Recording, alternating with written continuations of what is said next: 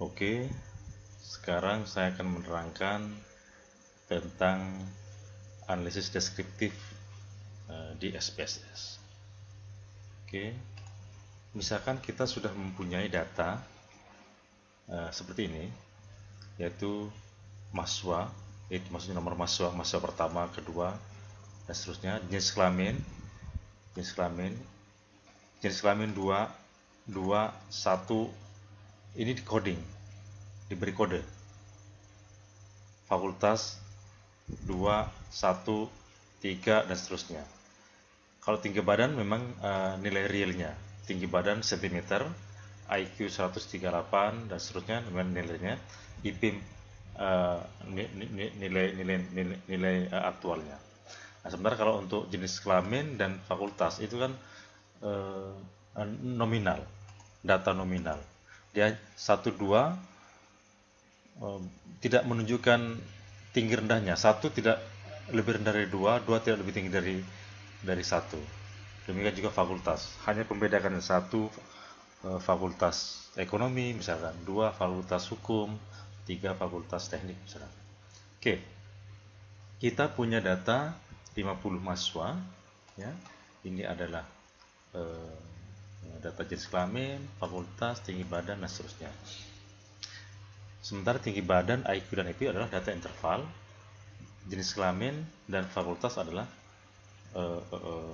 data nominal. Kita akan melakukan analisis statistik deskriptif ya. Oke. Untuk analisis deskriptif nominal, data nominal, kita biasanya melihat jumlah frekuensi kejadiannya. Sekarang ya. Oke, kita coba kan. Caranya analyze descriptive frequencies. Oke. Kita masukkan di sini jenis kelamin, tekan enter, tekan shift, fakultas, tekan shift, masukkan. Oke. Lalu suruh tampilkan display frekuensi tabelnya. Lalu kita misalkan kita minta chartnya pakai bar chart misalkan. Oke. Nah, ini hasilnya. Coba perhatikan di sini. Ada N50 mahasiswa.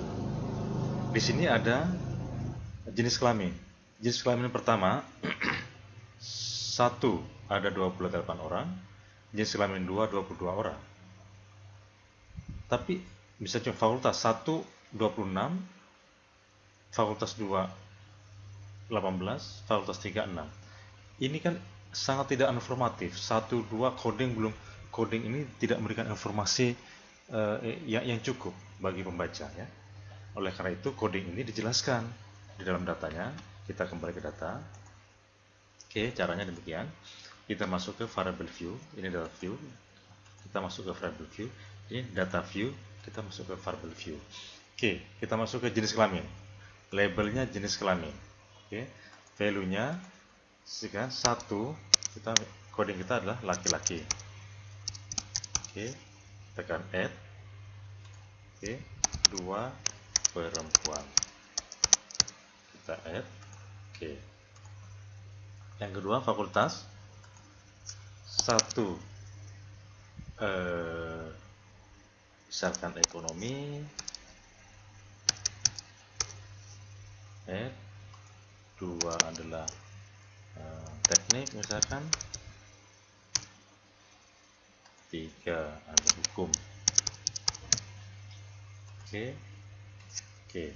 Jadi di sini coding untuk jenis kelamin 1 laki-laki 2 perempuan. Untuk fakultas 1 ekonomi, 2 teknik, 3 hukum. Oke. Kita masuk lagi ke data view. Coba kita deskriptifkan. Analyze descriptive frequencies. Oke. Nah, di sini jelas bahwa jenis kelamin laki-laki 28, perempuan 22. Kan lebih informatif daripada jenis kelamin 1 28 2. Oke. Ini jelas kena ini bar chartnya. Oke. Untuk fakultas ekonomi 26 orang, teknik 18 orang, hukum 6 orang. Coba kita perhatikan. Jenis kelamin. Jenis kelamin laki-laki kan kita tidak tahu dari laki-laki ini berapa yang fakultas ekonomi, berapa yang fakultas teknik, dan berapa yang fakultas hukum. Demikian juga dari 22 yang perempuan ini, berapa orang yang fakultas ekonomi, berapa orang yang fakultas teknik, berapa orang yang fakultas hukum. Kita tidak tahu informasinya, dan kita ingin tahu informasi itu. Dan menarik untuk tahu informasi seperti itu. Sebaliknya, dari fakultas ekonomi 26 orang ini, berapa yang laki-laki dan berapa yang perempuan? Dari fakultas teknik ini, berapa orang yang laki-laki dan berapa orang yang perempuan? Demikian juga yang hukum. Caranya untuk mengetahui informasi itu, caranya adalah analyze, descriptive, cross step. Oke, masukkan ke sini. Row sebagai kolom, row-nya adalah ini, barisnya, jenis kelamin, fakultas, masuk kolom. Kita centang di sini, kita ingin tahu bar chart-nya. Oke, untuk sementara itu, oke. Nah, ini informasinya. Jadi, dari 26 orang yang dari 26 mahasiswa fakultas ekonomi, 15 laki-laki, 11 perempuan. Demikian juga yang teknik dari 18, 99 laki-laki dan perempuan. Juga dari 28 orang laki-laki, 15 fakultas ekonomi, 9 fakultas teknik, dan fakultas hukum. Demikian juga yang perempuan. Ini chartnya. Nah, ini namanya cross tabulasi untuk data nominal. Oke, sekarang saya beranjak ke deskriptif, analisis deskriptif untuk data interval. Nah, data interval itu biasanya kita ingin tahu rata-ratanya, nilai minimum maksimum, nilai standar deviasi, dan seterusnya. Sementara kalau untuk yang data nominal, kita kan tidak tahu berapa rata-ratanya, berapa minimum maksimum, kan tidak ada itu. Tidak ada nilai rata-rata, tidak ada nilai minimum maksimum. Laki-laki perempuan, 1 laki-laki 2 perempuan, 1 tambah 2 adalah 3, 3 bagi 2 1,5, 1,5 tidak punya makna apa-apa. Oke, tapi kalau untuk data interval, dia memiliki makna. Oke, analysis deskriptif untuk data interval demikian. Analyze, deskriptif statistik, analyze, deskriptif statistik, deskriptif. Oke, masukkan data nominal interval, tinggi badan, IQ, IP. Oke, option. Nih, kita centang apa yang kita ingin tahu. Min, rata-rata, standar deviasi, minimum maksimum. Oke, nah seterusnya. Ini untuk biasa ini yang dicari. Oke. Ini datanya, tinggi badan 50 orang, minimum 130, maksimum 180, rata-rata 153. IQ adalah IQ 50 orang, minimum 100, minimum 90, maksimum 140. Oke, seterusnya. Nah, sekarang dari data ini, misalkan kita ingin tahu, ya, apakah tinggi badan, rata-rata tinggi badan untuk laki-laki dan perempuan bagaimana? Apakah ada beda antara tinggi badan laki-laki dan perempuan? Atau juga kita ingin tahu apakah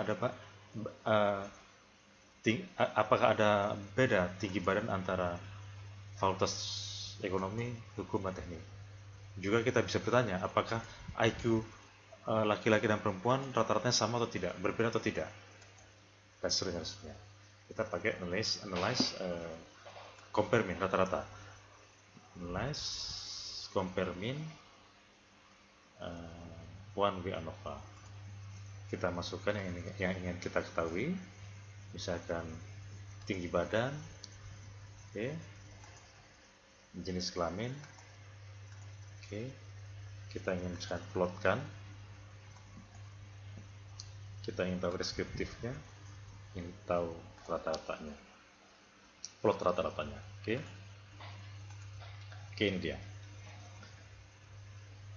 Untuk tinggi badan, laki-laki 28 orang, rata-ratanya 158. Untuk perempuan 22 orang, rata-ratanya 146. Standar deviasi sekian. Oke. Untuk tinggi badan, uji F-nya karena ini signifikansinya di bawah 5%, itu berarti bahwa tinggi badan antara laki-laki dan perempuan itu berbeda nyata. Jadi 158 dan 146 ini berbeda nyata. Bukan faktor kebetulan, memang laki-laki lebih tinggi ketimbang perempuan. Ini coba diplotkan 158 di sini, 146 di sini. Ini beda nyata. IQ kita coba analyze, compare mean, one way ANOVA. Kita masukkan IQ. Oke.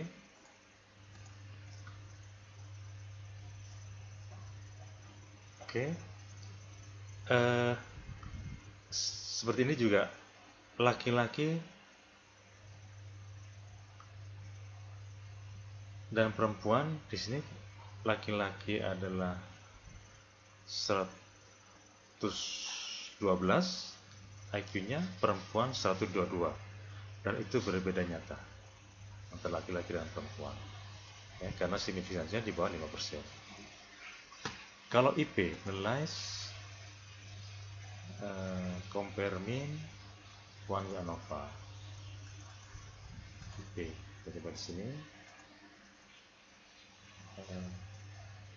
Ini untuk IP, karena signifikansinya di atas 5%, maka IP laki-laki 3,022 dan IP perempuan 3,2 itu tidak berbeda nyata, ya. Oke, sekarang kita ingin tanya juga untuk antar fakultas, compare mean, one way ANOVA.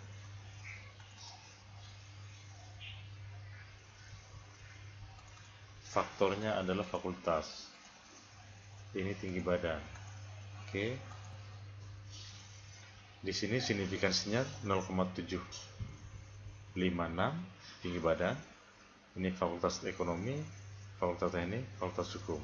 Dia tidak berbeda nyata antara ketiganya ini. Berbeda tapi tidak nyata, tidak signifikan. Oke. Nah, ini juga bisa langsung dimasukkan semuanya. Analyze, compare mean, apa, masukkan semua variabelnya, tinggi badan, IQ, masukkan semua di sini.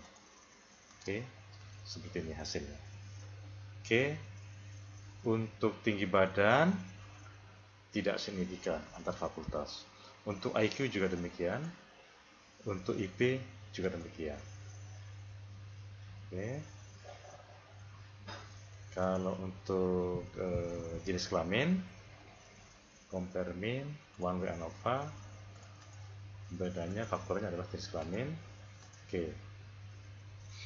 Nah, ini untuk tinggi badan berbeda antara laki-laki dan perempuan, ya. Untuk IQ juga berbeda signifikan. Untuk IP laki-laki dan perempuan tidak berbeda nyata. Ini plotnya. Oke, sementara untuk analisis deskriptif demikian. Terima kasih.